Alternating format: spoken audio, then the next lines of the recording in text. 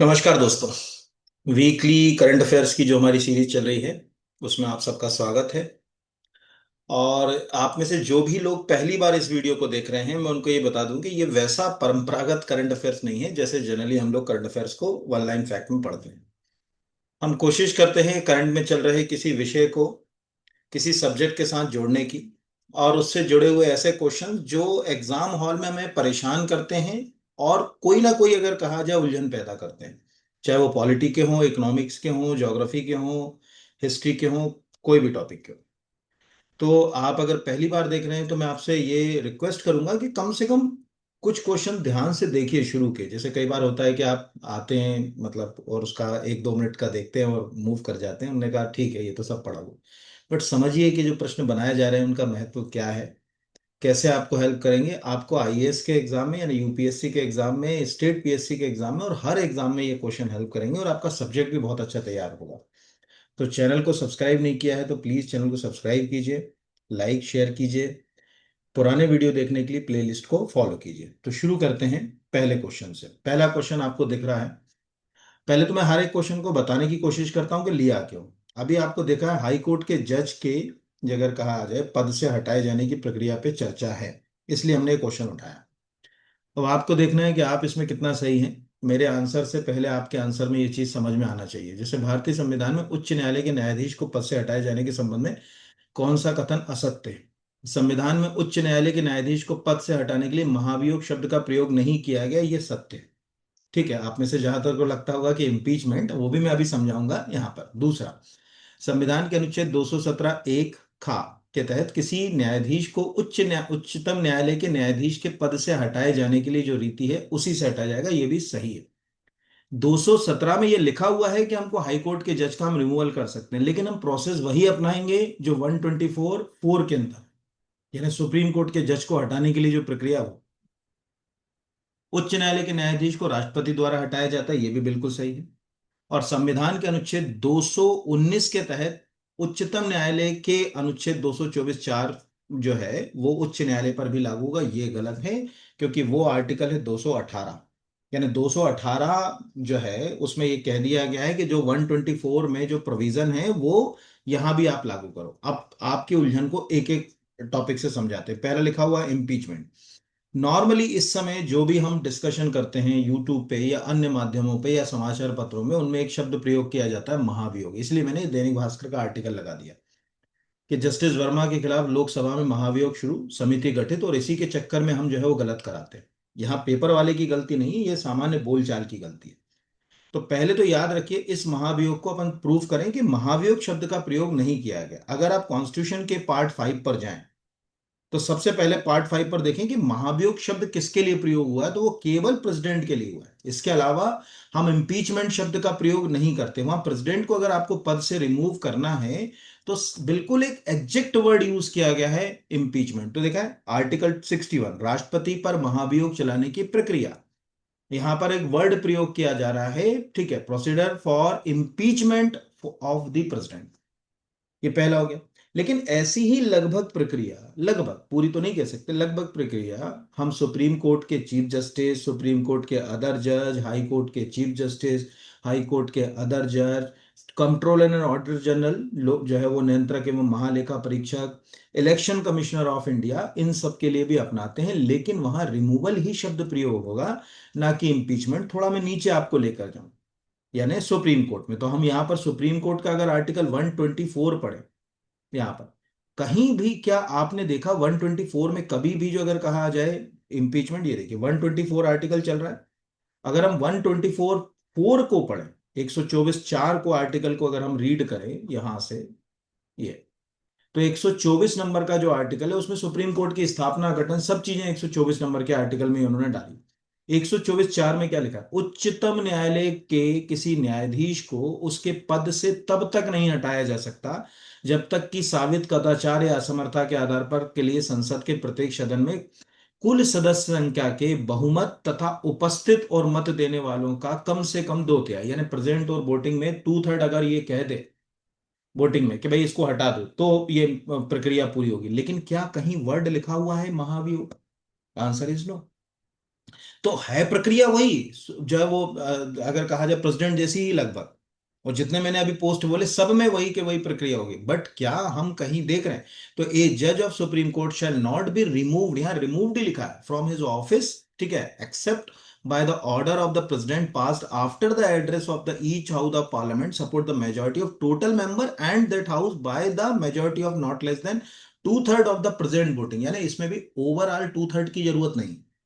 जो अभी प्रेजेंट हैं उन प्रेजेंट में से दो तिहाई अगर कर दें, तो इस हिसाब से मेरे प्रश्न का पहला आंसर जो है वो सही है कि महाभियोग शब्द का प्रयोग नहीं किया गया। ये दूसरा कि ये तीन में अपन देखें, तो अब इसके लिए हमको जाना पड़ेगा पार्ट नंबर 6 पर। पार्ट नंबर 6 जो कॉन्स्टिट्यूशन का वो स्टेट रिलेटेड है, राज्यों से संबंधित। इसमें अगर हम 217 नंबर के आर्टिकल को देखें, उस 217 नंबर के आर्टिकल में कहीं नहीं लिखा कि भाई यहीं से आप हटाओगे। उसमें उन्होंने ये लिख दिया कि यहाँ, जैसे आप 217 नंबर का आर्टिकल को ध्यान से पढ़ो तो उसमें लिखा हुआ है किसी न्यायाधीश को, है ना, उच्च न्यायालय के का पद राष्ट्रपति द्वारा उसे उच्चतम न्यायालय के न्यायाधीश की नियुक्ति किए जाने, यहाँ पर अगर सॉरी ये वाला मतलब अगर कहा जाए ऊपर वाला पढ़ना था, किसी न्यायाधीश को उच्चतम न्यायालय के न्यायाधीश को हटाए जाने के लिए अनुच्छेद 124 के खंड 4 में उपबंधित रीति से ही राष्ट्रपति द्वारा हटाया जा सकता है।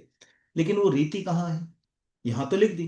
तो इन्होंने क्या करा कि कोई उलझन ना हो इसलिए 218 में उस रीति के बारे में एक वर्ड अलग से भी डाला। ये लिखा कि उच्चतम न्यायालय से संबंधित कुछ उपबंध उच्च न्यायालय पर भी लागू होंगे। कौन से? कुछ, सब नहीं लागू होंगे। जैसे आप सोचो कि हाई कोर्ट और सुप्रीम कोर्ट के जज की रिटायरमेंट एज कर लो आप, वहां पर ये उपबंध नहीं, उनके लिए अलग अलग ही आपको लिखना पड़ेगा। अनुच्छेद 124, ये लिखा अनुच्छेद 124(4).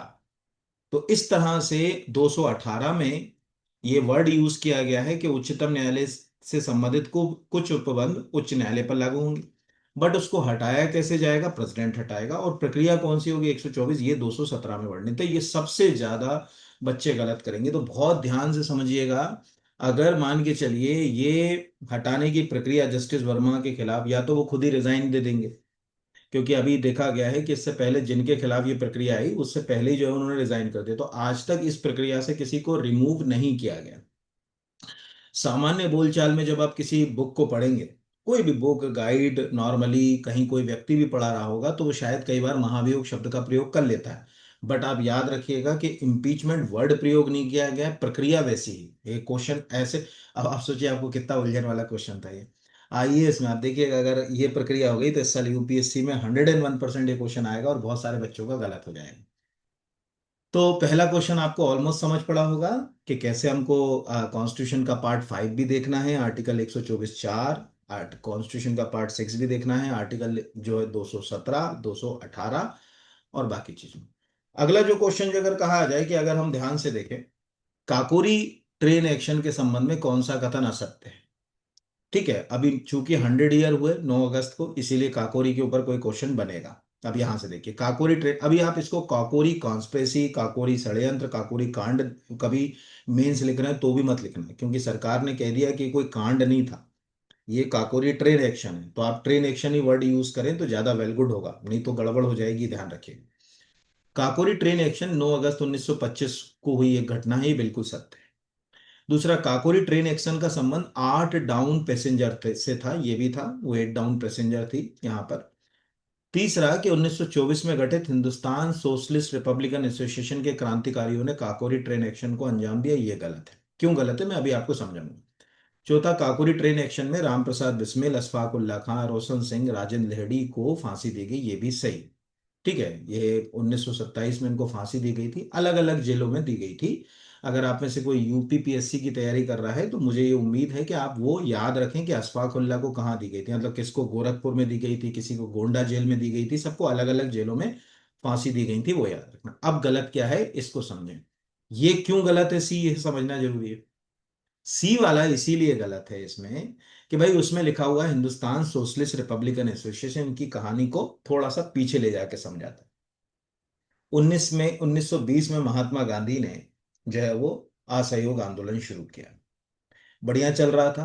1922 में, फरवरी 1922 में, ऑर्डर में याद रख सकते हो, 1922 में क्या हुआ कि चोरी चोरा नाम की घटना हो गई और भीड़ ने उग्र रूप धारण करके एक पुलिस थाने को जला दिया। महात्मा गांधी को लगा कि यार मेरा आंदोलन तो अहिंसक था, इसमें तो हिंसा फैल गई, ये तो गड़बड़ बात है, तो भैया मैं तो आंदोलन वापस ले रहा हूं। अब जो आंदोलन चरम अवस्था पर पहुंच चुका था, ठीक है।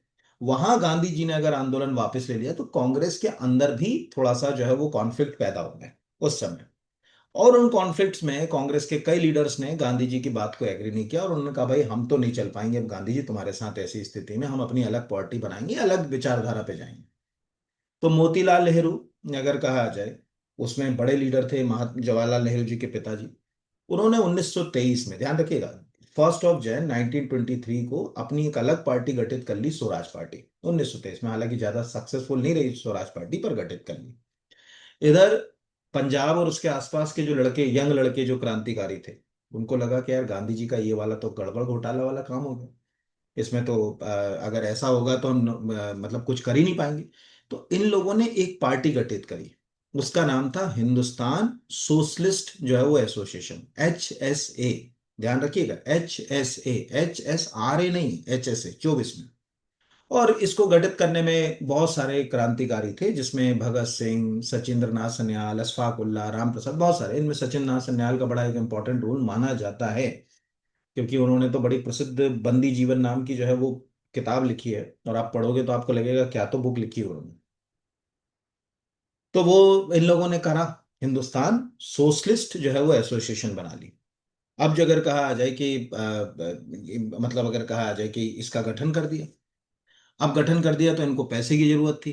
तो पैसे के लिए इन्होंने सोचा कि क्यों ना अपन एक ट्रेन को जो है लूट लें, और लूट भी बहुत बड़ी नहीं थी, 4,600 रुपए की लूट थी, जिसको पकड़ने के लिए अंग्रेजों ने 10 लाख रुपए खर्च कर दिए। तो इन्होंने क्या करा, 1925 में ये 8 डाउन पैसेंजर ट्रेन को जो है वो लूट लिया। और उसको लूटने के बाद जो है वो अंग्रेजों ने इनके खिलाफ जो है वो प्रक्रिया शुरू करी या एक्शन लेना शुरू किया। उस एक्शन के दौरान 1927 तक ज्यादातर जो क्रांतिकारी अरेस्ट हो गए, उनको जेल हो गई, कई को जो है वो फांसी की सजा जो है वो दे दी गई। ऐसी कहानियां इसमें हुई। कहते हैं कि उस 4,600 रुपए की रॉबरी को या ट्रेन एक्शन की जो घटना है उसके लिए अंग्रेजों ने 10 लाख रुपए खर्च कर दिए। अब कई सारे क्रांतिकारियों को अरेस्ट करने के बाद फांसी देगी, कई को जो है वो अगर कहा जाए उम्र कैद में, काकोड़ी षड्यंत्र जो है अगर कहा जाए उसमें, आज के हिसाब से ट्रेन एक्शन। बहुत सारे लोग थे इसमें, राजेंद्र लेहड़ी थे, चंद्रशेखर आजाद, सचिन नाथ सन्याल, ठीक है, मुरारी लाल खन्ना, ऐसे बहुत सारे लोग थे। हालांकि इसमें याद रखिएगा, सजा पाने वाले और फांसी वालों में भगत सिंह का नाम नहीं है। ये सब प्रक्रिया हो गई। अब इन सब को लगा, यानी ये जितने भी थे, वो ट्रेन भी शाहजहांपुर से लखनऊ जा रही थी, याद रखिए, इन सबको लगा कि यार ये अब हमारे पीछे तो अंग्रेज पड़ ही गए हैं, क्या करें। तो इनने क्या करा कि 1927 में जब ये मेन मेन जो लीडर्स थे, जैसे जितने भी मैंने आपको नाम बताए, इनको जब फांसी हुई तो इन्होंने अपनी जो पार्टी बनाई थी, HRA, हिंदुस्तान रिपब्लिकन एसोसिएशन जो अगर कहा जाए, उसको जो है वो एक नया नाम दे दिया, हिंदुस्तान सोशलिस्ट रिपब्लिकन एसोसिएशन। अब जो अगर कहा जाए ये पार्टी एक नया जो अगर कहा जाए रूप ले चुकी थी। तो पहले आपको ये याद रखना है कि ये पार्टी के दो अलग अलग नाम। पहला जो नाम है, मतलब ये जो हिंदुस्तान सोशलिस्ट रिपब्लिकन एसोसिएशन जो शब्द दिया गया है, ये शुरू में नहीं था। ये आप याद रखिएगा, शुरू में तो इसको केवल HRA के नाम से, शायद मेरे मुंह से गलती से HSA निकल गया होगा कहीं, ये HRA के नाम से ही जो है वो जाना जाता था। बाद में इनको ये लगा, यानी हिंदू, कोई पूछेगा कि हिंदुस्तान रिपब्लिकन एसोसिएशन का गठन कब हुआ, तो आप 1924 जो है वो ही जो है वो इसको जो है वो याद रखेंगे। और 1928 में इसको एक नया नाम मिल गया, हिंदुस्तान सोशलिस्ट रिपब्लिकन एसोसिएशन। तो दो अलग अलग वर्ड हैं, इन दोनों अलग अलग वर्डों में आप कंफ्यूज्ड मत हो जाना, नहीं तो जो अगर कहा आ जाए आपको कुछ ना कुछ जो है वो अगर कहा आ जाए दिक्कत हो जाएगी मैं एग्जाम हॉल में। अच्छा कोई पेपर सेटर होगा, मतलब अच्छा कोई अगर पेपर सेट करने वाला होगा, तो दोनों को अलग अलग तरीके से जो है वो देखेगा। देख, ये मतलब अगर कहा जाए कि शुरू में हिंदुस्तान रिपब्लिकन एसोसिएशन के रूप में जो है वो देखेगा, और फिर जो है वो अगर कहा जाए हिंदुस्तान सोशलिस्ट रिपब्लिकन एसोसिएशन के रूप में इसको देखेगा 1928 के आते आते। और जो मैंने कहा कि अगर आप में से कोई UPPSC की तैयारी कर रहा है ना, उत्तर प्रदेश, क्योंकि ज्यादातर को उत्तर प्रदेशों की जेल है वहां पर जो है वो फांसी दी गई, तो वो जरूर याद कर ले। जैसे अशफाक उल्ला खां है, उनको फैजाबाद की जो जेल थी उसमें फांसी दी गई। MPPSC की तैयारी कर रहा है, उसको नहीं आएगा कि अशफाक उल्ला खां को जो है वो कहाँ की जेल में फांसी दी गई, क्या हुआ यहाँ। ठीक है, तो ये बेसिक जो है अगर कहा जाए, जैसे क्या नाम था, राम प्रसाद बिस्मिल है, उनको गोरखपुर जेल में जो है वो फांसी दी गई थी, ऐसे। मध्य प्रदेश के जो है उनको क्या याद करना है कि जब ये हिंदुस्तान सोशलिस्ट रिपब्लिकन एसोसिएशन बन गई 1928 में, इसको नया नाम मिल गया, तब कुछ क्रांतिकारी जो अगर कहा जाए इसको चला रहे थे, जिनमें से एक हमारे मध्य प्रदेश के थे, उनका नाम था चंद्रशेखर आजाद, बड़े। और चंद्रशेखर आजाद को भी अंग्रेजों को पकड़ना था, क्योंकि इस काकोरी जो जो ट्रेन एक्शन है उसके अंदर जो मेन जो मतलब लोग थे उनमें चंद्रशेखर आजाद का नाम भी था। तो चंद्रशेखर आजाद कहते हैं कि एक मुखबरी के कारण जो है वो अंग्रेजों को उनका मतलब पता चल गया। और फिर बाद में 27 फेब 1931 को, ये डेट आप याद रखेंगे, ये सब डेट आपको अभी याद रखना जरूरी हो गई है, क्योंकि ये न्यूज में आ गया है। तो 27 फरवरी 1931 को, केवल 24 साल कुछ महीने आप मान लो, सोचो, एक ऐसा व्यक्ति जिसका जन्म 1906 में हुआ और 1924 में वो देश के लिए शहीद हो गया, मतलब सॉरी 24 बोल रहा हूँ, 1931 में देश के लिए शहीद हो गया, केवल 24 वर्ष के। जो आज प्रयागराज है, वहाँ इलाहाबाद जो उस समय था, इलाहाबाद का एल्फर्ड पार्क था, वहीं उन्होंने खुद ही अपनी जो है वो पिस्टल से गोली मार दी। आजाद हूं तो किसी के हाथ में तो आऊंगा नहीं। तो एमपी की अगर तैयारी, देखो क्या होता है, हमेशा ध्यान रखिएगा, एग्जाम का जो नेचर होता है करंट, डिपेंड करता है कि आपकी स्टेट कौन सी है। अगर आप गुजरात के हो तो उसमें से क्रांतिकारियों में से ऐसे व्यक्ति को ढूंढना है जिसका संबंध गुजरात से।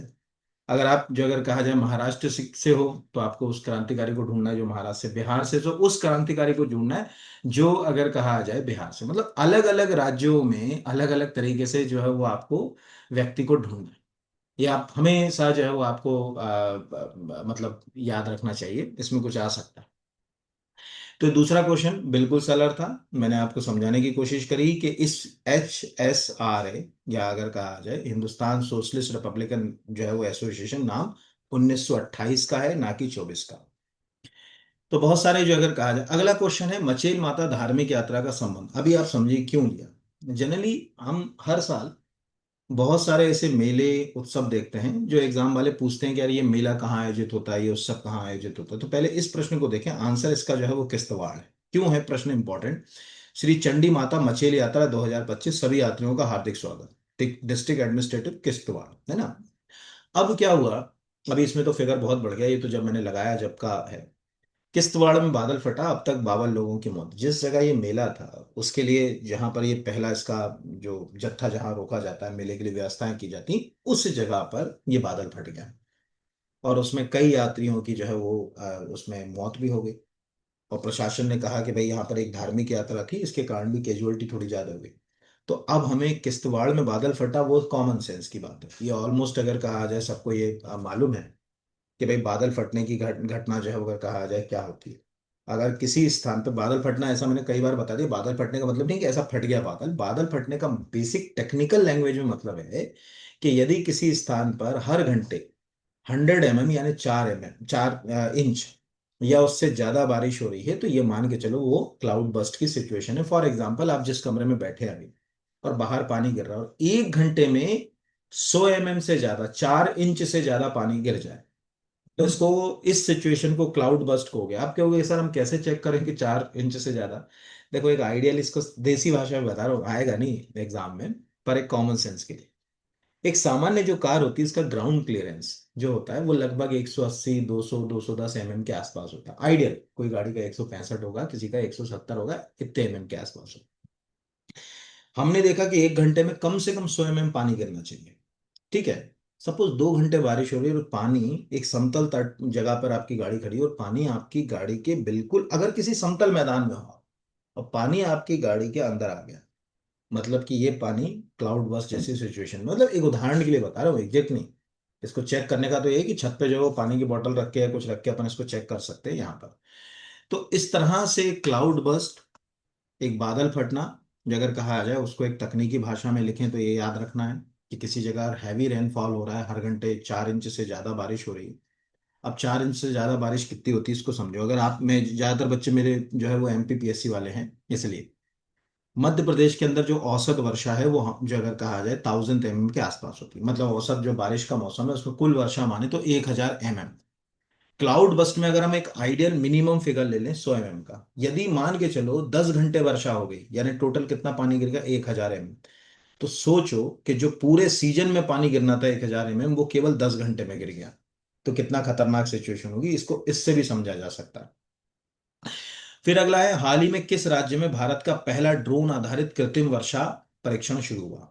आंसर है इसका राजस्थान। ये आपने सबने मुझे लगता है कि पढ़ रखा होगा, लेकिन इसके पीछे जाना पड़ेगा। आपको क्या लगता है? देखो ऐसे पहले देखो, कृत्रिम वर्षा कोई नई चीज नहीं है।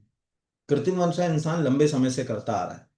ठीक है, आर्टिफिशियल रेन, कहीं कोई मैदान है उसमें जो अगर कहा जाए पानी ना गिरे तो क्लाउड से बारिश करके उसको फ्री कर दो। लेकिन यहाँ पर कुछ नया हो रहा है, हालांकि ये एक्सपेरिमेंट पूरी तरीके से अभी फेल रहा। रामगढ़ लेक जो है अगर कहा जाए, वहां पर इसको कृत्रिम वर्षा के लिए जो है वो इन्होंने कई सारे एक्सपेरिमेंट किए। और जो अगर कहा जाए इसकी कहानी ऐसी है कि इन्होंने क्या करा, ड्रोन, देखो पहले तो समझो जिस जगह अभी आप बैठे हो, अभी बारिश का मौसम, समझो कुछ ऊंचाई पर बादल है। ठीक है, आप कुछ ऊंचाई पर जाओगे तो बादल है, इन बादलों के पास अच्छा खासा जो अगर कहा जाए पानी है, ये वेपर के फॉर्म में है यहाँ पर। ठीक है, यानी वाष्प के रूप में है, जल वाष्प के रूप में। अगर इस जल वाष्प को जल की बूंदों में कन्वर्ट कर दिया जाए, जिसके लिए हम सिंपल शब्द इस्तेमाल करते हैं फिजिक्स में, कंडेंसेशन, संघनन। सबसे सरल कंडेंसेशन ये होता है कि फ्रिज में से कोई चिल्ड बॉटल आप निकालो और अपनी जहां पर अभी आप पढ़ रहे हो वहां पे रख लो। जिस कमरे में आप बैठे हो उसके अंदर बहुत सारा जल वाष्प है। वो जल वाष्प उस टेम्परेचर के गिरने के कारण, तापमान जब गिरा तो उस बॉटल के चारों ओर पानी की बूंद के रूप में आएगा और पानी उस बॉटल के चारों ओर इकट्ठा हो जाएगा। ये सरल शब्दों में इसको जो है वो कंडेंसेशन यानी संघनन की प्रक्रिया जो है वो कहते हैं। तो कंडेंसेशन, क्लाउड मतलब बादल से पानी गिरने की कॉमन प्रक्रिया। अब ये लोग क्या कर रहे हैं, ये ड्रोन से सबसे पहले मॉनिटरिंग करेंगे, उस जगह के वेदर की जानकारी लेंगे, वहां जो वाटर वेपर कितना है उसकी जानकारी लेंगे, ऐसे कई सारे आंकड़े इसमें जो है वो कलेक्ट करेंगे। और उन आंकड़ों के बाद जो अगर कहा जाए क्लाउड सीडिंग की प्रक्रियाएं, जैसे इसमें सबसे कॉमन, अगर आपको क्लाउड सीडिंग करना हो यानी पानी गिराना हो कृत्रिम रूप से, तो सोडियम क्लोराइड सबसे ज्यादा, मतलब अगर कहा जाए इस्तेमाल पूरी दुनिया में सबसे ज्यादा और सबसे सस्ता वो है अगर कहा जाए। उसमें कोई मतलब अगर कहा जाए कि कुछ हमारा जा ही नहीं रहा। तो जैसे कोई पूछेगा भाई जो क्लाउड सीडिंग में यानी जो अपन ने बादल तैयार किए और उनसे जो अगर कहा जाए पानी वर्षा दिया, तो उसमें हम क्या यूज करते हैं, तो इसमें तीन चीजें ज्यादा यूज होती हैं। फर्स्ट इज सोडियम क्लोराइड जो नमक है अपना, दूसरा होता है ड्राई आइस जिसको अपन शुष्क कार्बन डाइऑक्साइड भी कहते हैं, उसका इस्तेमाल भी इसमें क्लाउड सीडिंग में किया जाता है, और तीसरा होता है सिल्वर आयोडाइड। ये सबसे ज्यादा जो अगर कहा जाए इसमें इस्तेमाल होते हैं, तीन चीजों का बहुत ज्यादा इस्तेमाल हो रहा है दुनिया। तो वो एक्सपेरिमेंट कर रहे हैं अभी, लेकिन बहुत ज्यादा सक्सेसफुल नहीं रहा। तो जैसे वो प्राचीन काल में कहते थे ना कि मेघ अस्त्र चला दिया, मेघ अस्त्र से बारिश हो गई। आप सोचिए उनका जो एजम्पशन रहा होगा, जो परिकल्पनाएं कल्पनाएं रहेंगी, आज जो फिट बैठ रही, जो चीज वो सोचते होंगे आज भी, अगर हम वो ड्रोन में वो प्रयोग सफल हो गए और उसमें हमने जो अगर कहा जाए कोई सोडियम क्लोराइड उसमें कर दी, या सिल्वर आयोडाइड का यूज कर लिया, या ड्राई आइस का यूज कर लिया और उससे बारिश कर दी, तो हमने भी तो वही करा जो शास्त्रों में लिखा हुआ है। ठीक है, तो हम ये तो नहीं कह रहे कि शास्त्र सही है या गलत, लेकिन एक व्यवहारिक रूप से इंसान जो अगर कहा जाए किसी चीज को कर लेता है तो उसे विज्ञान मानता है। जब तक नहीं कर पाता तो चमत्कार मानता है। तो हर चमत्कार विज्ञान है, लेकिन जब सिद्ध हो जाए तो विज्ञान, जब तक सिद्ध ना हो तो चमत्कार। वैसे ही है यहाँ पर अगर कहा जाए, तो अगर आप यहाँ पर जैसे सिंपल इसको देखो, यहाँ पर राजस्थान में ड्रोन से वर्षा का प्रयास, क्या क्या प्रश्न आ सकते हैं? अगर आप राजस्थान पीएससी की तैयारी कर रहे हो तो आपको क्वेश्चंस उसमें भी बनेंगे, जैसे एनडीटीवी राजस्थान। तो ये काफी आपको दिख रहा है बार जो अगर कहा जाए टेस्ट कर रहे हैं, हालांकि ये सक्सेसफुल नहीं रखे। पहला तो आपको याद रखिएगा, इसमें बेंगलुरु की टेक्नोलॉजी कंपनी जेन एक्स, ठीक है, एआई, जो अगर इनको सहयोग दे, ये क्या कर रही है, उनके डाटा को जो अगर कहा जाए मॉनिटर करेगी पूरा। ठीक है, बिना डाटा के तो ये चीज होगी नहीं। तो ये योजना जो है वो 60 ड्रोन में जो अगर रासायन छोड़ा जाएगा, कौन सा रासायन, तो मैंने बताया जनरली हम लोग तीन रसायन का इसमें इस्तेमाल करते हैं क्लाउड सीडिंग की प्रक्रिया के दौरान। यहाँ पर जैसे लिखा है कि सिल्वर आयोडाइड का इस्तेमाल कर सकते हैं, सोडियम क्लोराइड का इस्तेमाल कर सकते हैं, ड्राई आइस का या शुष्क बर्फ का इस्तेमाल कर सकते हैं, इन सब से हम इसको कर सकते हैं। ये आपको याद रखना। और दूसरा, अगर कोई राजस्थान का स्टूडेंट, तो वो आपसे पूछेगा रामगढ़ बांध किस जिले में। अदर स्टेट का उसको भी पता होना चाहिए कि भारत का चर्चित रामगढ़ बांध, अब यही क्वेश्चन, क्योंकि ये रामगढ़ बांध अभी चर्चा में, अगर आप रामगढ़ बांध ही सर्च करोगे तो वो क्लाउड सीडिंग के ही ज्यादातर जो है वो आपको आर्टिकल्स जो है वो मिलेंगे। तो ये देखिए, अभी मैंने ऊपर रामगढ़ बांध सर्च किया, क्या लिख नीचे आ रहा है ना, जयपुर में अब अगस्त में होगा ड्रोन वर्षा का प्रयोग, रामगढ़ से आज ड्रोन से बरसेगा पानी, 31 जुलाई को चमत्कार ड्रोन से बरसेगा पानी, रामगढ़ बांध में नासा और आईएमडी के रडार से डैश डैश डैश होगा। ये सब कहानियां न्यूज में आ गई। तो हमारे लिए जो अगर कहा जाए, दो प्रश्न हो गए। एक तो हमको ये समझ पड़ा कि कृत्रिम वर्षा कैसे हो रही, तो कृत्रिम वर्षा घर में कैसे कराई, कंडेंसेशन। एक बहुत कोई जो है वो पानी की बोतल ली, फ्रिज में रख दी, जिस कमरे में बैठे हो प्रूफ करो कि कितना वाटर वेपर है। घर में लाए एक थाली, थाली में वो पानी की चिल्ड वाटर रख दी। 15-20 मिनट के बाद ध्यान से देखोगे उस थाली में खूब सारा पानी इकट्ठा हो जाएगा। वो बॉटल के अंदर का नहीं है, वो उस कमरे का पानी है, जो कंडेंसेशन के रूप में वाटर वेपर में कन्वर्ट हो जाता है। कंडेंसेशन संघनन की प्रक्रिया के अंदर अगर कहा जाए, वो वाटर वेपर में कन्वर्ट हो जाता है। अगला है हाल ही में मध्य प्रदेश के, यानी ये दोनों, अब आप सोचो, ये जिन बच्चों ने पहली बार ये लेक्चर देखा उनके लिए, क्या आपको नहीं लगता कि कॉन्स्टिट्यूशन वाला जो क्वेश्चन है इतना इंपॉर्टेंट है? हिंदुस्तान सोशलिस्ट रिपब्लिकन एसोसिएशन, उसको नाम कब मिला, ये हमारे लिए इंपॉर्टेंट है। एचएसआर है, कब से नाम पड़ा? 1928 से। तीसरा, हमको ये समझ पड़ा कि मचेल माता, यानी आप खुद देखो कि कोई ऐसा नहीं कि एक सब्जेक्ट पे कनेक्ट नहीं होती चीज, हर चीज सब्जेक्ट में कनेक्ट हो जाएगी अगर आप ठीक तरीके से करो। हाँ, कुछ वन लाइन के क्वेश्चंस हैं, उनमें मैं भी समझता हूँ कि बहुत ज्यादा इंपॉर्टेंट नहीं है। जैसे लाइक हाल ही में मध्य प्रदेश के किस शहर में देश का पहला कचरा कैफे शुरू किया गया, तो ये भोपाल। या हमें दिख रहा है कि उद्घाटन कर महापौर ने बेची 4 किलो रद्दी, ऐप में जमा हुए 60 रुपए के पॉइंट, और इनसे वो चाय कॉफी या स्नैक्स जो भी लेना चाहे वो ले सकती है। देखो, कई सारे इनिशिएटिव होते हैं, हालांकि ये प्रैक्टिकली जो अगर कहा जाए, व्यवहारिक रूप से हमारे काम आ जाए तो बहुत अच्छा है। केवल सिंबॉलिक ना बने। हमने ज्यादातर जीवन में काम सिंबॉलिक किए, सरकार ने और हमने, है ना। जैसे सिंपल एग्जांपल है, सिंबॉलिक क्या सांकेतिक क्या, पन्नी के ऊपर प्रतिबंध है, पॉलिथीन के ऊपर आज भी आप लेके घूम रहे हो, सरकार ने तो कर दिया है, वो सांकेतिक है, व्यवहारिक पक्ष में कितना। तो ऐसे ही भोपाल में एक और इनिशिएटिव हुआ था, ठीक है, ई वेस्ट क्लिनिक। ई वेस्ट क्लिनिक ये भारत में अपने आप में पहला ई वेस्ट क्लिनिक था। इसमें क्या करा था, एक कबाड़ वाली जो लाल बसें चलती हैं मध्य प्रदेश में, उसमें उन्होंने एक क्लिनिक बना दिया कि भाई आपके पास कोई चीज है इलेक्ट्रॉनिक, उसको यहाँ लाके आप डंप करो। आज वो केवल नाम के लिए रह गया, कुछ है नहीं ऐसा ई वेस्ट क्लिनिक जैसा यहाँ पर है। तो ये सब चीजें हैं। इनोवेशन तो हम करते हैं, बट उसको कंटिन्यू करते जाएं तो ज्यादा अच्छा है। तो पहला कचरा कैफे भोपाल में खुला। क्या होगा क्या नहीं होगा ये हमारे लिए इंपॉर्टेंट नहीं है, पर ये एग्जाम के लिए है। हाल ही में चर्चा में रही सी ऑफ गैलिली किस देश में स्थित है? Answer Israel. अब ये प्रश्न क्यों आएगा? देखो क्या हुआ, इजराइल के पास ये एग्जैक्टली इजराइल की झील है, और इजराइल के लिए बहुत इंपॉर्टेंट है। और ताजे पानी की सबसे चर्चित झील है इजराइल की, यानी इजराइल की पानी की पूर्ति करने में सी ऑफ गैलिली का बड़ा रोल है। वही मैंने कहा ना कि जब तक चमत्कार तब तक है जब तक विज्ञान हमको तर्क ना दे दे। तो पहले रेड सी में रेड, लाल कलर का शैवाल पाया जाता है लाल सागर में। बहुत प्रसिद्ध है रेड सी, आपने देखा होगा, सुना भी होगा। सुएज कैनाल जो है अगर कहा जाए, इधर रेड सी से होते हुए अगर कहा जाए मेडिटेरियन को जो है वो जोड़ती है। तो ये लाल सागर लाल है, लोगों को लगता था कि अरे देवता नाखुश हो गए, खून बरस रहा है, खून आंखों से उनके खून टपक रहा है, ऐसे बहुत सारी स्टोरीज जो है वो पहले प्रचलित थी। धीरे धीरे विज्ञान आया, विज्ञान ने यह तय किया कि कहीं ना कहीं जो है वो इसमें कोई चीज है जिससे वो लाल दिख रहा है, तो वो उनको पता चला कि ये कोई एल्गी है। एल्गी यानी शैवाल, रेड कलर के भी शैवाल होते हैं। अब सी ऑफ गैलिली में भी यही, आज विज्ञान है, तुम्हें मालूम है कि ये तो रेड, इसमें एल्गी पाई जाती है, लेकिन वहां के लोग कई जो अगर कहा जाए, आज भी हर देश के अंदर आपको लोग तो ऐसे मिलेंगे ही मिलेंगे, वो कह रहे हैं, अरे नहीं, इसराइल ने जो गाजा में किया उसका बदला है, इसके कारण खून जो अगर कहा जाए देवता भी रो रहे हैं। ऐसे बहुत सारी स्टोरीज अभी आपको मार्केट के अंदर मिल जाएगी। बट प्रैक्टिकली हमको ये समझ पड़ना चाहिए, हमारे 3-4 क्वेश्चन कवर होते हैं। फर्स्ट वन, कि सी ऑफ गैलिली किस देश में है? ये सबसे चर्चित है यहाँ पर, अगर आप ऐसे सिंपल यहाँ टाइप कर लें सी ऑफ गैलिली, एक सेकेंड, सी ऑफ गैलिली, एक सेकेंड यहाँ पर, सी ऑफ गैलिली इजराइल। तो हम यहाँ चले गए स्क्रीन के ऊपर, ये दिख रहा होगा, the sea of Galilee is a large fresh water lake northern Israel, also is the lake जो है वो टिबेरिया। ठीक है, और लेक जो है वो बाकी वहां के लोकल नाम है, हमको कोई लेकर। It is the lowest fresh water lake in world, ये भी आपको एक और पता चल गया, सबसे निचले उसके ऊपर, located about the 209 metre below the sea level, feed by the Jordan river. ठीक है, अगर कहा जाए the lake is the famous significant the, जो अगर कहा जाए, बाकी हमारे लिए कुछ और नहीं।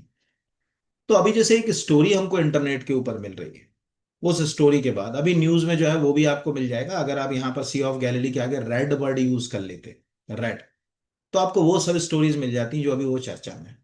तो अभी हमको लाल रंग का मतलब समझ पड़ा कि इसमें ये शैवाल सूरज की रोशनी में रंग पैदा करते हैं, पानी लाल रंग का दिखने लगता है। तो जो अगर कहा जाए कि शैवाल है, इनमें रेड कलर का पिगमेंट पाया जाता है, इस पिगमेंट के कारण इसको समुद्र का पानी हमको लाल दिखता है, ये याद रखना।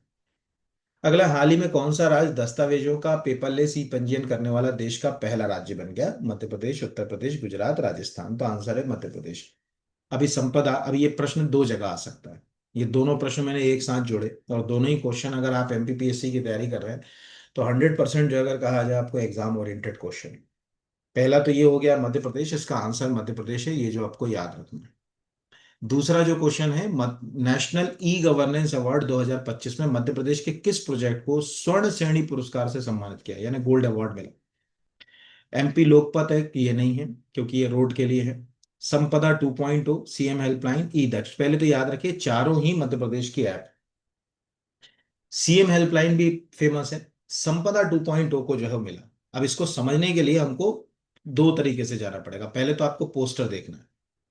यहाँ पर लिखा है कि मुख्यमंत्री डॉक्टर मोहन यादव की पहल पर 10 अक्टूबर 2024 को राज्य स्तर पर शुरू की गई संपदा 2.0 प्लेटफॉर्म, यानी ये एक तो सबसे पहले हो गया कि संपदा जो है ये कब शुरू हुआ, 10 अक्टूबर 2024 को। ये एक सेपरेट क्वेश्चन हो गया, मतलब इसको अपन क्वेश्चन की डेफिनेशन के अंदर एक सेपरेट क्वेश्चन में रखें। मध्य प्रदेश को राष्ट्रीय गौरव किया। इस अभिनव पहल के लिए 2025 का राष्ट्रीय ई गवर्नेंस पुरस्कार में स्वर्ण श्रेणी के अंदर हमको इसको ये पुरस्कार जो है वो दिया गया। और तीसरा और आखिरी जो क्वेश्चन वो है कि ये ऐप किसके थ्रू चल रही है, तो ये वाणिज्य कर विभाग, ये भी कंफ्यूज क्रिएट करेगा बच्चों को। ये मध्य प्रदेश की जो सेल टैक्स डिपार्टमेंट है, वाणिज्य कर विभाग है या कमर्शियल टैक्स डिपार्टमेंट है, उसके थ्रू जो है वो मैनेज होती है। अब ये कैसे होती है उसके लिए हम थोड़ा सा, आपको मैं एक चीज दिखाता हूँ, देखिए ध्यान से देखिएगा।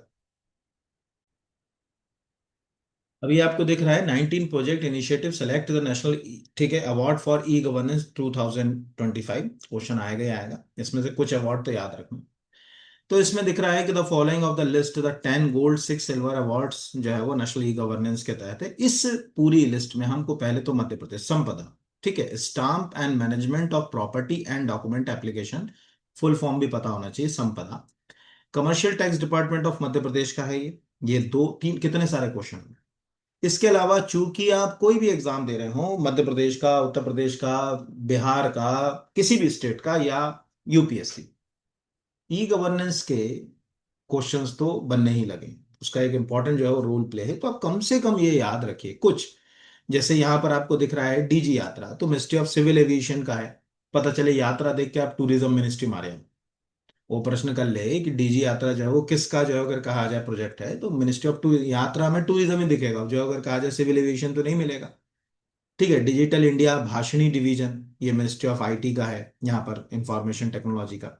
ऐसे कम से कम कुछ चीजें आपको याद रखना चाहिए। पूरे अवार्ड हमारे लिए इतना काम के नहीं। जैसे क्वांटम सेफ वीपीएन, बहुत वर्चुअल प्राइवेट नेटवर्क में क्वांटम सेफ वीपीएन बहुत इंपॉर्टेंट रोल प्ले करता है। तो आपसे पूछेगा ई गवर्नेंस के तहत क्वांटम सेफ वीपीएन किसका प्रोजेक्ट है, जिसे जो अगर कहा जाए पुरस्कृत किया गया, ministry of defence, ministry of information technology, ministry of home affairs, ठीक है, ministry of electronic and information technology से कुछ भी दे सकता है। तो जैसे ही क्वांटम आएगा, क्वांटम कंप्यूटिंग तो समझ ही पड़ रहा है कि यार ये तो जो है वो इलेक्ट्रॉनिक्स एंड इंफॉर्मेशन टेक्नोलॉजी से उठा के गलती होना, क्योंकि वो ministry of electronic and information technology, तो क्वेश्चन गलत ही हो जाएगा, तो कुछ बचा ही नहीं। तो आप अपने स्तर पर इसको एक बार जो है वो देख सकते हो, ये अवार्ड्स को। हमको केवल एक ही अवार्ड मिला है, ये वाला आपको दिख रहा होगा, ये 27 मई का है, पर चूंकि न्यूज में अभी है इसीलिए हमने जो अगर कहा जाए, और खुद 15 अगस्त पर मुख्यमंत्री जी ने इस बात का उल्लेख 2 बार कर दिया, तो हमको प्रश्न जो है वो बनेगा ही बनेगा। ये 8 अगस्त का ही प्रेस रिलीज है इसीलिए। तो इस नजरिए से ये क्वेश्चन दो तीन तरीके से आ सकता है। ये क्वेश्चन इससे पहले वाले में भी, क्वेश्चन पेपर में भी मैं दे चुका हूं कि 10 अगस्त 2025 को मध्य प्रदेश के, लेकिन ये अभी क्यों लिया है उसका तर्क मैं बता रहा हूँ। 10 अगस्त 2025 को मध्य प्रदेश के किस जिले में 1800 करोड़ रुपए से बीईएमएल रेल मैन्युफैक्चरिंग हब की आधारशिला रखी गई? तो रायसेन में रखी गई, ये सबको पता है, 1800 करोड़ से। ठीक है, अब यहां पर याद रखिएगा प्रश्न क्या आएगा, ये, इसलिए मैंने लिया, ये दिख रहा है ब्रह्मा, इसका नाम है ब्रह्मा। ठीक है, यही प्रश्न एग्जाम वाला आपसे पूछेगा, रेल कोच निर्माण के ब्रह्मा कहे जाने वाले इस शब्द। ठीक है, ये ब्रह्मा जो शब्द है वो एक्चुअल यहां से आया, इससे। ये जो अगर कहा जाए BEML, रेल मैन्युफैक्चरिंग हब, तो इसको अगर आप जोड़ लोगे BRMH, ब्रह्मा, तो ये ब्रह्मा शब्द इससे इस्तेमाल किया जा रहा है। तो प्रश्नकर्ता आपका दिमाग का दही करने के लिए ये भी पूछ सकता है। तो जैसे आपको दिख रहा है कि हब है, मैं पहले भी बता चुका हूँ, रायसेन जिले के उमरिया गांव में ये प्रोजेक्ट शुरू हो रहा है। भारत अर्थ मूवर्स लिमिटेड का प्रोजेक्ट है, और वो मिनिस्ट्री ऑफ डिफेंस का इनिशिएटिव है, इसीलिए डिफेंस मिनिस्टर को जो है वो बुलाया गया। नीचे लिखा है कि ये इकाई वंदे भारत, अमृत भारत और मेट्रो ट्रेनों के कोच जो अगर कहा जाए बनाएगी। इस अवसर पर बोलते हुए रक्षा मंत्री ने कहा कि इस इकाई का नाम भारतीय परंपरा के अनुसार सृष्टिकर्ता के नाम ब्रह्मा पर रखा गया, इसीलिए उसको जोड़कर ब्रह्मा शब्द आया। और भारत में चलने वाली तेज गति से चलने वाली ट्रेनों के लिए कोच बनाएगा। इस तरह से हमारे लिए ये क्वेश्चन इंपॉर्टेंट हो सकता है कि हाल ही में ब्रह्मा नाम का प्रोजेक्ट मध्य प्रदेश में कहाँ शुरू किया गया। रेल कोच फैक्ट्री के लिए जो अगर कहा जाए, ऐसा कुछ भी बना सकता है, वो पेपर सेटर के ऊपर है कि वो क्या बनाएगा, हम भी नहीं जानते यहाँ पर। अगला क्वेश्चन भी बहुत IMP है। हाल ही में किस राज्य सरकार द्वारा गरुण दृष्टि social media monitoring cyber intelligence project शुरू किया गया? चूंकि साइबर क्राइम, आर्टिफिशियल इंटेलिजेंस जैसे मुद्दे बहुत ज्यादा न्यूज में हैं, इसलिए ये प्रश्न अपने आप में एक इंपॉर्टेंट रोल प्ले करता है। महाराष्ट्र का 1 लाइन का है, आप इसको याद रखिए। ये क्वेश्चन आपको तब परेशान करेगा जब 4-6 महीने निकल जाएंगे। अभी हाल फिलहाल में ये आपको बहुत ज्यादा परेशान नहीं करेगा, बट 4-6 महीने के बाद ये आपको परेशान जरूर करेगा, इसीलिए आप इसको याद कर लें। सेम अगर कहा जाए, यहां पर अगर हम देखें, हाल ही में किस मंत्रालय ने जो है वो श्रेष्ठ इंडेक्स लॉन्च किया? तो स्वास्थ्य एवं परिवार कल्याण मंत्रालय, आयुष मंत्रालय, रासायनिक एवं उर्वरक मंत्रालय, ये। तो आपको दिख रहा है union health minister launch stage state, इसका पूरा फुल फॉर्म भी आपको पता होना चाहिए उस स्टेज का, state health regulation excellence index.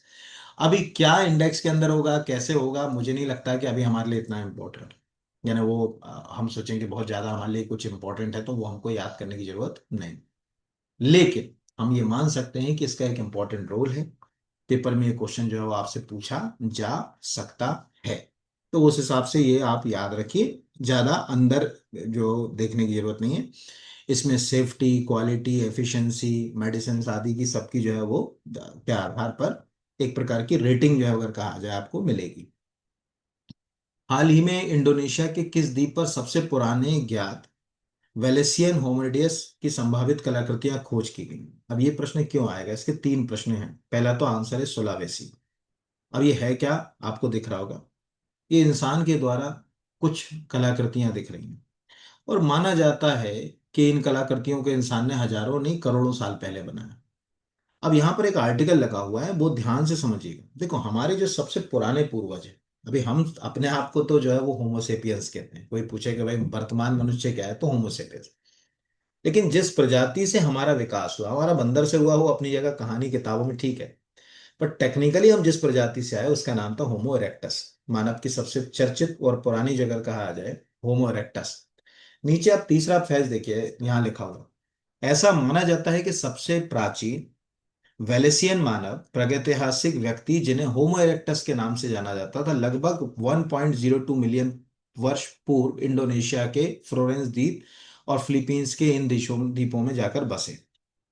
और अब जो अगर कहा जाए, जब सुलावेसी में हमको कुछ इस तरह के लगभग 14-15 लाख साल पुराने कुछ मतलब अवशेष मिले, तो हमको लगा कि ये चीज बिल्कुल सही हो सकती है।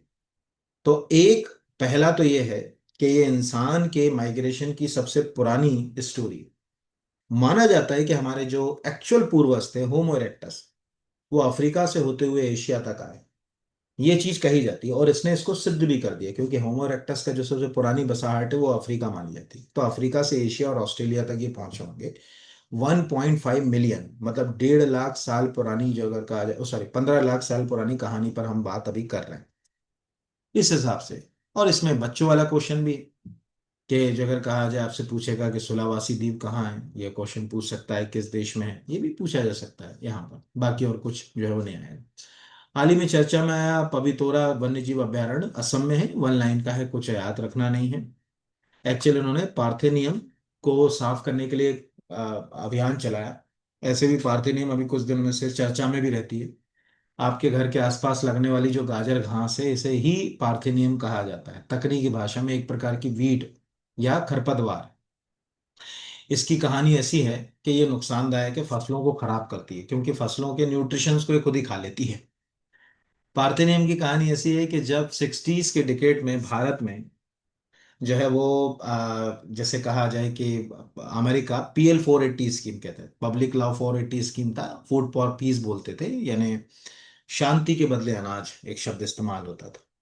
और 65 में हमारा जब पाकिस्तान से वार हुआ और हम जीत गए तो अंग्रेज चिढ़ गया। ठीक है, अंग्रेज बोल गया, अमेरिका चिढ़ गया, मैंने कहा साला बंद कर देंगे इनकी PL 480। पर आपदा में ही अवसर होता है, ये बात हमको प्रूफ हुई। और उस PL 480 स्कीम के बंद होने का परिणाम ये हुआ कि हमने ग्रीन रिवॉल्यूशन कर ली MS स्वामीनाथन के प्रयासों से, और भारत फूड ग्रेन में सेल्फ रिलायंस हो।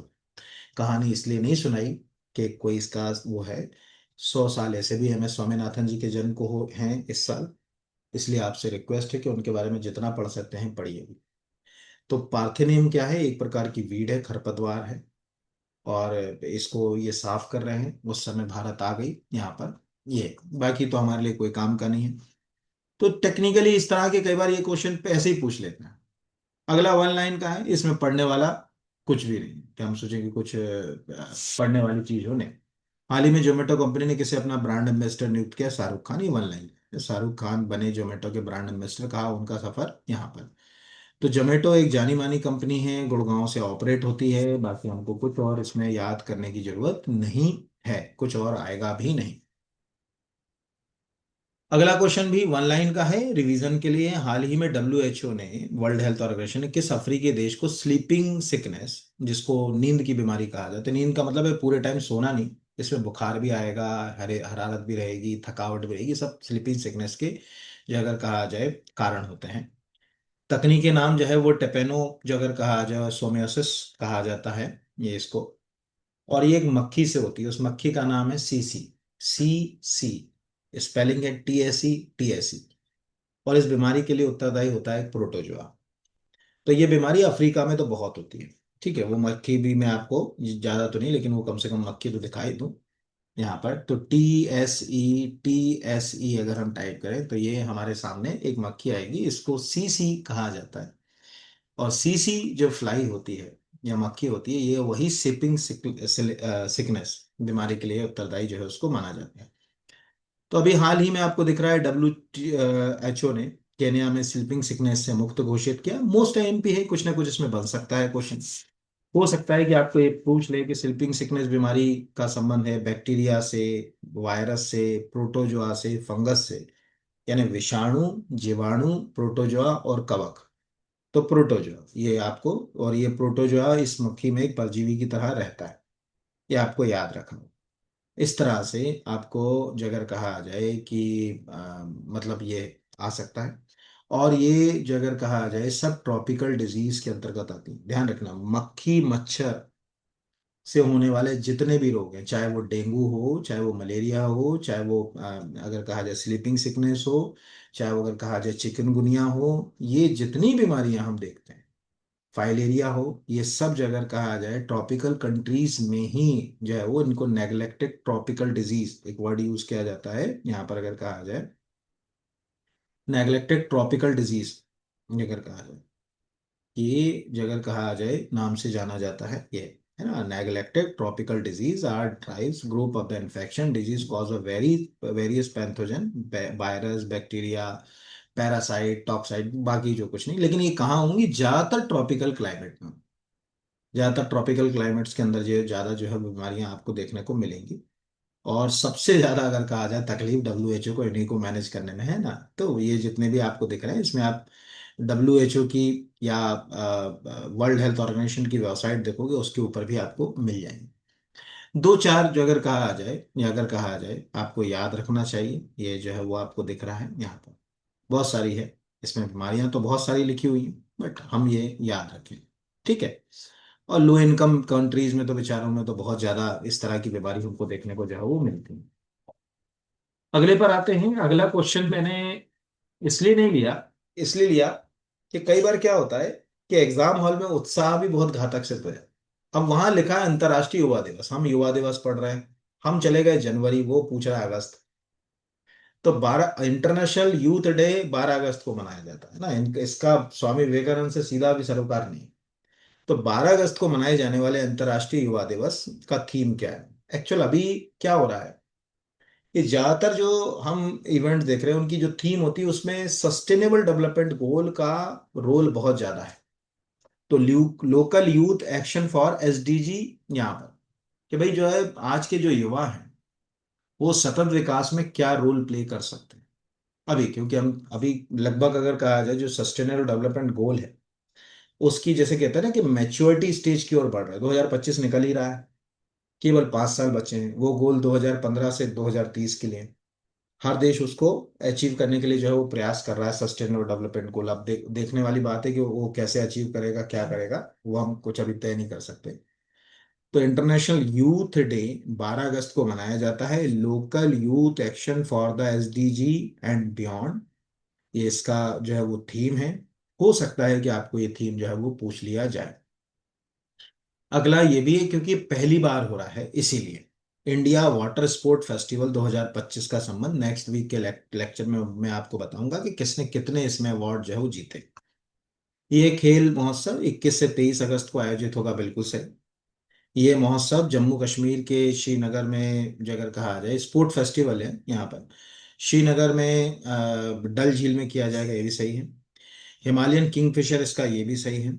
और इसमें जल से संबंधित यानी रोइंग कैनोइंग आदि जो है वो अगर कहा जाए इसमें शामिल किए जाएंगे, ये भी सही है। यानी इस हिसाब से इसके 1 2 3 4 सभी जो है वो ऑप्शंस क्या है, सही।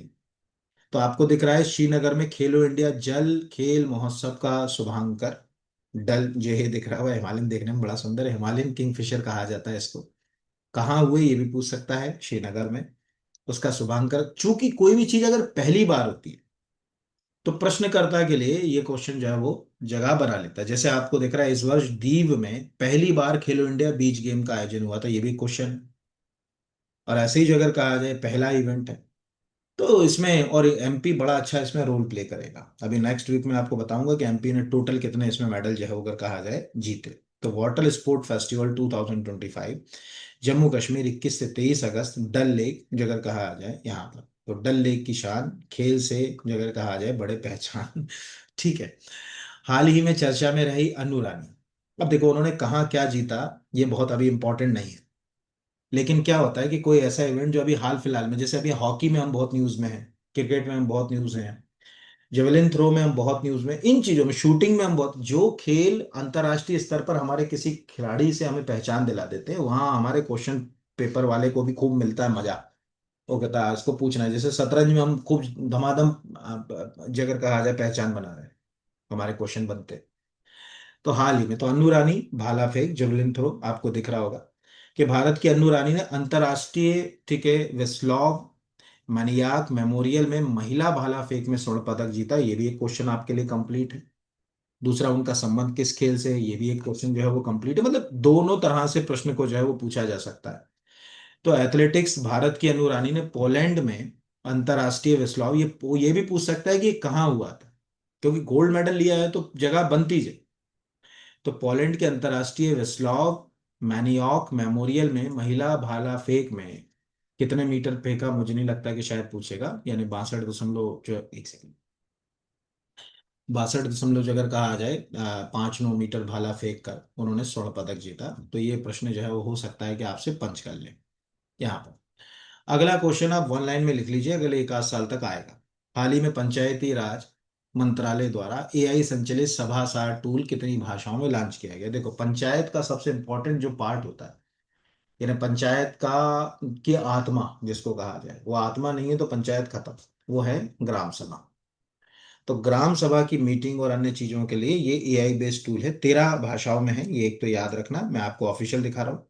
पंचायत के लिए एआई प्रोत्साहन, केंद्रीय मंत्री राजीव रंजन सिंह ने आज दिल्ली में सभासार का शुभारंभ किया। पंचायती राज मंत्रालय कृत्रिम बुद्धिमत्ता एआई संचालित बैठक विवरण तैयार करने के उपकरण सभासार, का शुभारंभ करने जा रहा है। इसे ग्राम सभा या अन्य पंचायत बैठकों की ऑडियो और वीडियो रिकॉर्डिंग, इन बैठकों के मुख्य बिंदु, निर्णय स्वचालित रूप से तैयार करने और विकसित किया जाएगा। यानी इससे हमारे पास पूरा रिकॉर्ड रहेगा, पंचायत ने क्या निर्णय लिए, कैसे लिए। अच्छा है। और जस्ट नीचे के आर्टिकल में लिखा है, ये उपकरण वर्तमान में 13 भारतीय भाषाओं में काम करता है, जिसमें सभी भाषाएं पृष्ठभूमि डैश डैश डैश वो हमारे लिए काम का है नहीं। तो सभासार किसका है ये पूछा जा सकता है, यानी मिनिस्ट्री पूछ सकते हैं। ग्राम सभा की बैठकों की मॉनिटरिंग आदि को करने के लिए कौन सा एआई बेस्ड टूल इस्तेमाल किया जा रहा है, ये भी प्रश्न जो है वो अगर कहा जाए पूछा जा सकता है। अगला क्वेश्चन भी वन लाइन का है, उसमें अंदर ज्यादा जाने की जरूरत है नहीं। हाल ही में चर्चा में रहा माउंट किलिमंजारो किस देश में स्थित है ना? नेपाल, तंजानिया, चीन। अब ये तो तंजानिया में ऑलमोस्ट सबको मालूम भी होगा, लेकिन ये प्रश्न जो है वो हमारे लिए क्यों काम का है, इसको भी हमको समझना है। स्क्रीन पर दिख रहा है, भारतीय अभियान दल ने सबसे बड़े तिरंगे, सबसे बड़ा वर्ड ये आ रहा है कि सबसे बड़ा, मतलब इससे पहले इससे बड़ा कुछ रहा नहीं होगा। बड़े तिरंगे के साथ माउंट किलिमंजारो पर विजय प्राप्त की दिव्यांग उदय कुमार ने नेतृत्व किया। दिव्यांग उदय कुमार ने अफ्रीका के सबसे ऊंची चोटी किलिमंजारो पर रक्षा मंत्रालय के अभियान का नेतृत्व किया। इस दल में माउंट किलिमंजारो पे उन्होंने तिरंगा फहराया। इस नजरिए से क्वेश्चन जो है वो आपको आ सकता है। Jai Hind, sending the message of countryman from Mount Everest Kilimanjaro summit 19,341 feet पर है। वी ऑल, ठीक है, met the summit between the dash dash dash, वाक्य हमारे कोई काम का है नहीं। पर ये आपको सेम क्वेश्चन दूसरा भी, हाल ही में किस भारतीय जल यात्री हाल ही में भारतीय जल यात्रियों ने पहली बार किस महासागर में 5,000 मीटर, ये भी कॉमन सेंस वाला क्वेश्चन, सबको पता होगा। आप लोगों ने, देखो मैं क्या बोल रहा हूँ कि आप करंट अफेयर्स अपने स्तर पर भी पढ़ रहे हैं, यूट्यूब पे भी बहुत अच्छा टीचर पढ़ाते हैं, और आप जो भी ऑफलाइन भी पढ़ते होंगे अपने स्तर पर भी। हमको बस उसमें से अपने नजरिए की चीज निकालना सीखना है, बाकी चीजों से हमें कोई लेना देना नहीं, है ना? मतलब जैसे कहते हैं ना कि सार हमारे हाथ में होना चाहिए किसी चीज को। जैसे फल है तो फल को अच्छा निचोड़ लिया तो वो रस हमें चाहिए, बाकी चीजें हमारे लिए काम करें। यहाँ पर अगर हम एक तकनीकी रूप से देखें, सपोज एग्जाम हॉल में हम पढ़ के नहीं गए, तब हम तुक्का लगाएंगे तो हिंद महासागर ही लगाएंगे, क्योंकि हमारा दिमाग तो इंडियन ओशन पे ही जाएगा, क्योंकि हम इंडियन ओशन के अंतर्गत आते हैं। हम क्यों अटलांटिक लगाएंगे? मतलब एक सिंपल सी बात। अब अटलांटिक लगाने की कहानी ये है कि अगर आप ध्यान से देखो, दुनिया में सबसे जो गहरे गर्त हैं, trench, list of top 10 trench अगर आप टाइप करोगे, सबसे पहले पैसिफिक में मिलेंगे, प्रशांत महासागर में, जैसे मेरियाना ट्रेंच दुनिया में सबसे गहरी जगह है। उसके बाद जो गहरे गर्त मिलेंगे वो अटलांटिक में मिलेंगे। अटलांटिक में भी जो अगर कहा जाए काफी जो है वो बड़े गहरे अटलांटिक जो रिग्स है, यानी ये जो आपका मान के चलो कि नॉर्थ अमेरिका, साउथ अमेरिका और अफ्रीका के बीच वाला जो बेल्ट है, वहां पर आपको बहुत सारे वहां पर ऐसे ट्रेंच मिलेंगे, अगर कहा जाए, जो बहुत गहरे। और फिर जो अगर कहा जाए आखिरी में जो सब बेचारे छोटे छोटे बस्ते हैं, उनमें जो आते हैं, जो ट्रेंच आते हैं, वो सब इंडियन ओशन के आते हैं। अब हमको अगर सपोज मान के चलिए कि हमको ट्रेंच चाहिए, यानी गर्त चाहिए, या बहुत गहरी वाली जगह चाहिए, जैसे लिखा ना 5,000 मीटर, तो हम सीधी सी बात है कि ऐसा ओशन चुने जो गहरा हो, तो हम इंडियन ओशन की जगह या तो पैसिफिक ओशन चुने, प्रशांत महासागर, या हम जो अगर कहा जाए चुने अटलांटिक यहाँ पर। तो इसलिए आपको ये याद रखना चाहिए, मतलब आप में से जो भी मतलब बच्चे जो है वो अच्छी तैयारी कर रहे हैं, वो ये याद रखें कि ओशनिक के कम से कम हर ओशन का एक से दो ऐसे सबसे जो टॉप गहरे ट्रेंच हैं, वो आप जो है वो लिस्ट में याद रखिए। जैसे टोंगा ट्रेंच आपको पता होना चाहिए कि भाई टोंगा ट्रेंच किस देश में है, मेरियाना ट्रेंच किस देश में। हर जगह जो सबसे नीचे गहरी जो गर्तनुमा जगह होती है, उसको अगले एग्जैक्टली उसको हम महासागरीय गर्त भी बोलते हैं और ट्रेंच भी बोलते हैं। तो आज अगर आपके पास कोई गाइड हो या बुक हो, आप टॉप 10 उठाओगे सबसे गहरे, तो आपको पैसिफिक के ही मिलेंगे, चाहे वो मेरियाना ट्रेंच हो, चाहे वो टोंगा ट्रेंच हो, चाहे वो फिलिपाइन ट्रेंच हो, ये सब जो है वो उसमें आएंगे। दूसरे नंबर पे आते हैं अटलांटिक के। अटलांटिक में जैसे प्यूर्टो रिको, कभी आप प्यूर्टो रिको देखोगे, अटलांटिक का सबसे गहरा जो अगर कहा जाए गर्त है, सबसे अगर कहा जाए यहाँ पर, है ना, डीपेस्ट पॉइंट अटलांटिक में अगर कोई पूछेगा तो ये प्यूर्टो रिको जो अगर कहा जाए जगह पर है। उसके बाद फिर जो है वो अटलांटिक। इंडियन ओशन में तो बहुत गहरे है ही नहीं, जैसे अगर कहा जाए सुंडा ट्रेंच, सबसे गहरा अगर इंडियन ओशन में मिलेगा तो सुंडा ही मिलेगा, ये आप याद रखिएगा। तो ये एक याद रखना है। तो अभी मैंने आपको कम से कम एक क्वेश्चन में 3 क्वेश्चन ऐसे ही बता दिए कि पैसिफिक का सबसे गहरा गर्त, इंडियन ओशन का सबसे गहरा गर्त और अटलांटिक का। तो हम ये चीजें सोचते हैं कि यार ऐसा भी है, हालांकि इंडियन ओशन में भी 5,000 मीटर से ज्यादा बहुत सारे गर्त हैं गहरे, जैसे सुंडा यानी जावा ट्रेंच, वो लगभग 7,000 मीटर से ज्यादा गहरा। एग्जैक्ट तो मुझे भी अभी याद नहीं है, पर 7,000 मीटर से ज्यादा गहरा है जावा। ज्यादा जावा डीप भी कहा जाता है उसको लोकल। पर ठीक है, अब जो भी है यहाँ पर। अगला, हाल ही में सरकारी ई मार्केट प्लेस सुगमता, ये यहाँ पर है, नोवा वर्ष, ये हमने इसके लिए नहीं लिया। देखो, पहले तो आपको समझना चाहिए कि गवर्नमेंट ने ई प्रोक्योरमेंट के लिए, ई प्रोक्योरमेंट मतलब जो सरकारी खरीद होती है उसके लिए उन्होंने ई मार्केट प्लेस की जो है वो शुरुआत करी 2016 में। इसको जेम पोर्टल के नाम से ज्यादा जानते हैं। ठीक है, मतलब कोई पूछेगा कि जेम पोर्टल का संबंध क्या है, तो ये एक प्रकार का ई प्रोक्योरमेंट, देखो सरकार जो खरीदारी करती है उसको हम बाइंग सेलिंग वर्ड यूज नहीं करते हैं वहां पे, हम उपार्जन जैसे शब्दों का इस्तेमाल करते हैं, मोस्टली हम प्रोक्योरमेंट शब्द इस्तेमाल कर लें। तो 2016 में सरकार ने, हालांकि इस पे भी चीजें बहुत महंगी मिलती हैं, ठीक है, बट ठीक है, अभी मध्य प्रदेश सरकार ने भी, जो अगर कहा आ जाए कि भंडार क्रय अधिनियम है हमारे मध्य प्रदेश सरकार का, उसको अमेंड करके गवर्नमेंट ई मार्केट प्लेस उसमें डाल दिया। बहुत सारे सिलेबस में भी वो क्वेश्चन जो है वो रहता है। तो 2016 में आपके लिए अभी काम का क्या है 2016 में, क्योंकि जैसे ही 2026 आए, कई प्रश्न तो ऐसे होते हैं जो आपको आने वाले समय के लिए भी प्लान करके रख लेना चाहिए, क्योंकि जब 10 साल होंगे तो हमको अचीवमेंट समझ पड़ेंगे। तब समझ पड़ेगा कि गवर्नमेंट ई मार्केट प्लेस, या इस नाम से ना पूछ के वो जेम पोर्टल ही पूछेगा, क्योंकि ज्यादातर में जेम ही आता लिखा हुआ, कि जेम पोर्टल का संबंध इनमें से किससे है। हो सकता है कि ये क्वेश्चन आपसे पूछ ले यहाँ पर। हाल ही में हॉक प्रणाली शुरू करने वाला तीसरा राज्य कौन सा है? कर्नाटका, केरला, कर्नाटका जो है वो तमिलनाडु यहाँ पर। तो स्क्रीन पे दिख रहा है, केरल और कर्नाटक के बाद तमिलनाडु वन विभाग ने hostile activity watch colonel, hawk, जिससे वो वन्य जीवों को बेहतर तरीके से मॉनिटरिंग करेंगे, अपराधों को रोकेंगे, इस प्रणाली का उपयोग किया। 3 तरह के प्रश्न आपके सामने आ गए। पहला तो प्रश्न यही आ गया कि जो हॉक सिस्टम है, उस सिस्टम का जो अगर कहा जाए संबंध, जो अगर कहा जाए किससे, ठीक है, या जो अगर कहा जाए सिक्योरिटी या प्रणाली का संबंध किससे, या इस तरह की प्रणाली शुरू करने वाला पहला राज्य कौन सा है, वो भी आपसे पूछ सकता है। ज्यादा अंदर तो नहीं आएगा लेकिन पूछ सकता है क्वेश्चन अगर देखा जाए तो। अगला क्वेश्चन भी, अब जो क्वेश्चंस हैं वो क्वेश्चन बहुत अप्रोच बेस्ड नहीं, मतलब आप सोचो कि उनमें कोई बहुत ज्यादा मेरी व्याख्या की जरूरत है तो नहीं। हाँ, लेकिन उनमें कहीं ना कहीं अगर कहा जाए कि कुछ आपको सीखने को जरूर मिलेगा। जैसे हाल ही में भारत ने जो है ALMM के अंतर्गत कितने गीगावाट सोलर पीवी मॉड्यूल क्षमता की ऐतिहासिक उपलब्धि हासिल करी? 100 गीगावाट। अब ये है क्या, समझो। भारत सरकार का टारगेट है कि 2030 तक हमको 500 gigawatt non fossil fuel capacity achieve करना है। आपको याद होगा कि प्रधानमंत्री जी जब ग्लासगो गए थे, ठीक है, कोप समिट में, तो उन्होंने ग्लासगो में ये कहा था कि भाई हम पूरी दुनिया में रिन्यूएबल एनर्जी और नॉन फॉसिल फ्यूल के लिए कुछ प्रयास करेंगे, जिसको हम पंचामृत कहेंगे। तो उन्होंने पंचामृत में 5 बातें बताई थी। उन 5 बातों में एक थी नेट जीरो, कि 2070 तक हम नेट जीरो हासिल कर लेंगे, वो कई एग्जाम्स में क्वेश्चन पूछा जा चुका है। दूसरा उन्होंने कहा था कि 2030 तक, मैं दिखा भी दूंगा, 2030 तक हम जो है वो 500 गीगावाट की कैपेसिटी हासिल कर लेंगे। गीगावाट की कैपेसिटी हासिल करने के लिए हमारे पास निर्माण क्षमता भी होना चाहिए। तो दिख रहा है कि अगर हमारे पास 100 गीगावाट, ये प्रोडक्शन नहीं है, ध्यान रखना।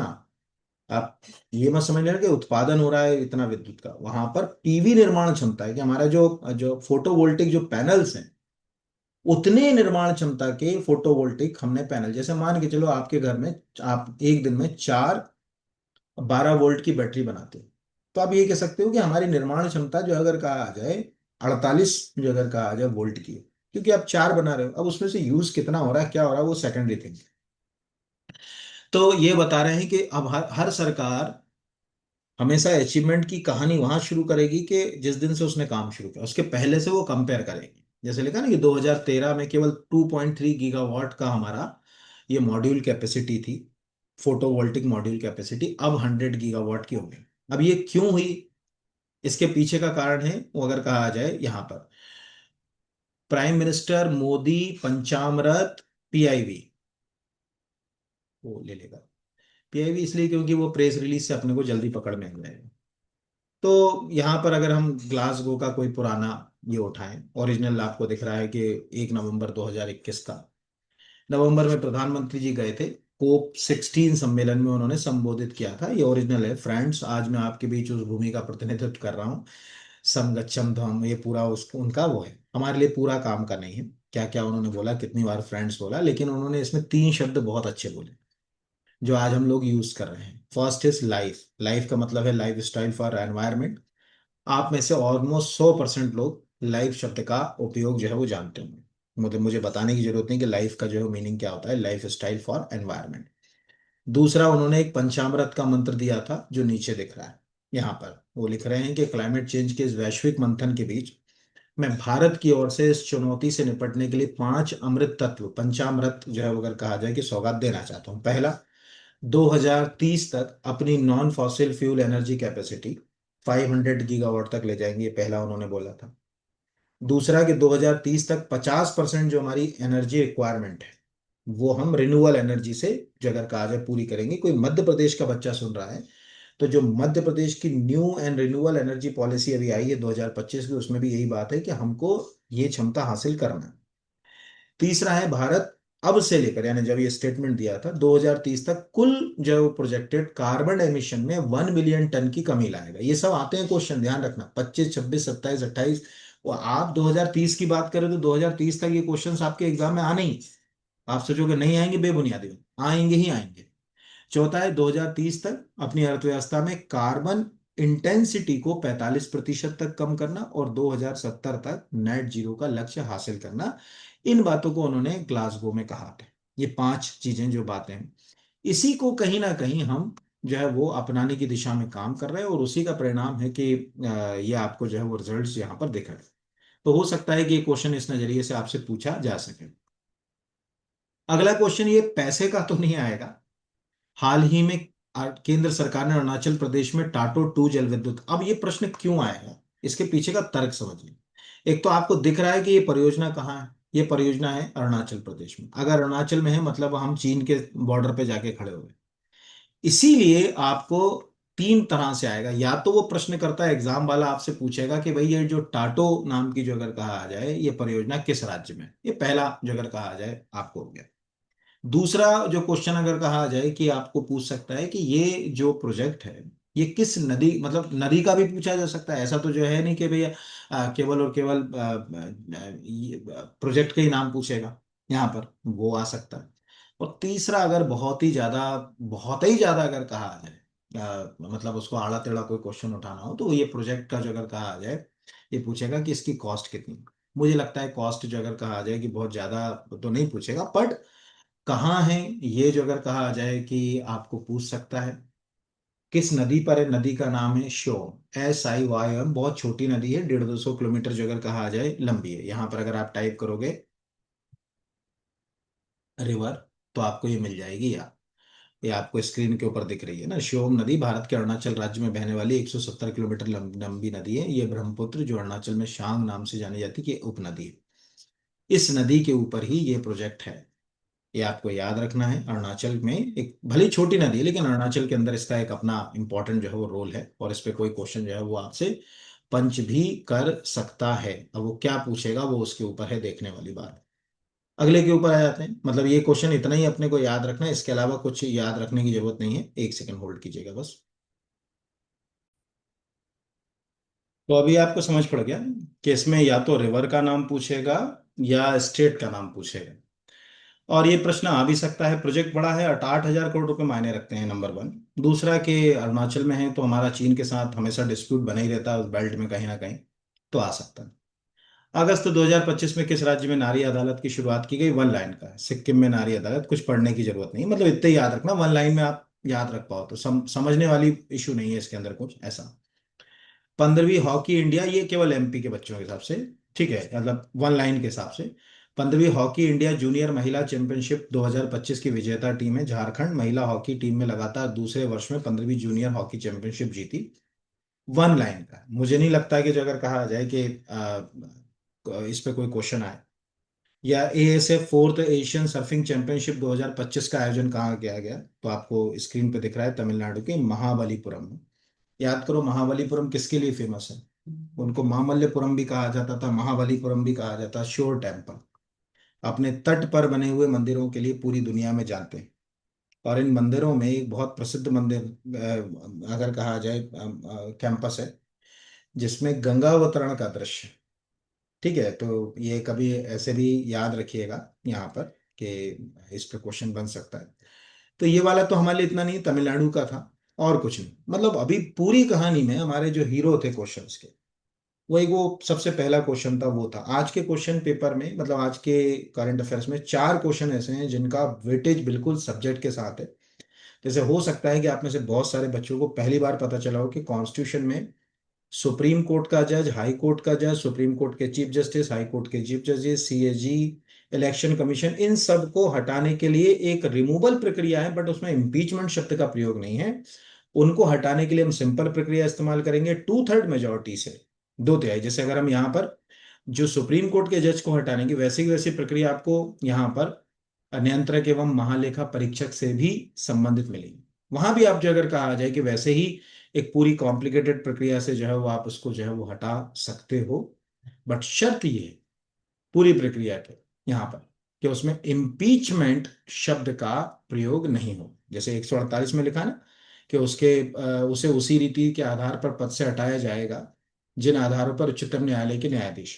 तो ये भी याद रखिएगा कि 2/3 लोकसभा और राज्यसभा में 2/3 प्रेजेंट एंड वोटिंग के आधार पर आप हाई कोर्ट के जज को हटा सकते हो, हाई कोर्ट के चीफ जस्टिस को हटा सकते हो, सुप्रीम कोर्ट के जज को हटा सकते हो, सुप्रीम कोर्ट के चीफ जस्टिस को हटा सकते हो, चीफ इलेक्शन कमिश्नर मुख्य निर्वाचन आयुक्त को हटा सकते हो, अदर इलेक्शन कमिश्नर को हटा सकते हो, और controller and auditor general CAG को भी हटा सकते हो। सबको हटाने के लिए 2/3 present and voting Lok Sabha Rajya Sabha, but impeachment शब्द का प्रयोग केवल राष्ट्रपति को पद से हटाने के लिए किया गया है। धन्यवाद। तो अभी पूरी कहानी खत्म हो गई। अगर आप में से कोई एमपी के किसी एग्जाम की तैयारी कर रहा है, फूड सेफ्टी ऑफिसर, मैं डेली बच्चों के साथ कनेक्टिविटी में रहता हूँ, लाइव क्लासेस में बहुत सारे डिस्कशन करता हूँ, क्लास के बाद भी बच्चों की बहुत सारी क्वायरीज सॉल्व करता हूँ। ठीक है, उनका बकायदा जो व्हाट्सएप टेलीग्राम ग्रुप है उसके ऊपर भी उनकी दिन भर क्वायरीज आती हैं, उनको भी सॉल्व करता हूँ। वहाँ आप लाइव क्लास अगर लेना चाहते हो फूड सेफ्टी ऑफिसर, एमपीजी के एक ही लेक्चर, मतलब कोर्स में आपका पूरा एमपी की 5 यूनिट का अच्छे से कंटेंट तैयार हो जाता है। वीकली कुछ स्पेशल क्लास भी समय समय पर मैं लेता हूँ। पीएससी को फोकस कर रहे हैं तो फाउंडेशन बैच इतना अच्छा है, आपको मजा आ जाएगा। टेस्ट सीरीज सहित कहीं और दौड़ लगाने की जरूरत नहीं, ऑलमोस्ट फाउंडेशन में 50% तो मेंस भी तैयार हो जाता है। मेंस का एक अलग कोर्स है मेरा यहाँ पर नीचे, बट फाउंडेशन में वो भी तैयार हो जाता है। प्रिंसिपल क्लास 1 का अगर आप टेस्ट सीरीज लेना चाहते हो, अगले महीने जो एग्जाम है वो भी अवेलेबल है। और अगर आप पार्ट ए का कोई स्पेशल टेस्ट, ये पार्ट ए का टेस्ट लेना चाहते हो, तो वो भी यहाँ पोस्टर नहीं लगा, लेकिन उसका भी टेस्ट सीरीज अवेलेबल है। और वो मात्र 499 रुपीज़ की टेस्ट सीरीज है उसकी, जैसे बहुत सारे जो टेक्निकल एग्जाम्स अभी आ रहे हैं उनके लिए। तो बहुत धन्यवाद। बी आर अकेडमी का ऐप डाउनलोड करिए, ऐप डाउनलोड करने के बाद नीचे इसे स्टोर फीचर को क्लिक कीजिए, वहां से कोई कोर्स मनचाहा डाउनलोड कीजिए, संपर्क कीजिए हमसे। व्हाट्सएप टेलीग्राम ग्रुप में आपको जोड़ेंगे और आपकी तैयारी को बूस्ट करेंगे, एक नया नजरिया देंगे, एक नया आयाम देंगे। जो गैप 10-5% आपका आ रहा है उसको दूर करना हमारा उद्देश्य है। धन्यवाद आप सभी को। Thank you.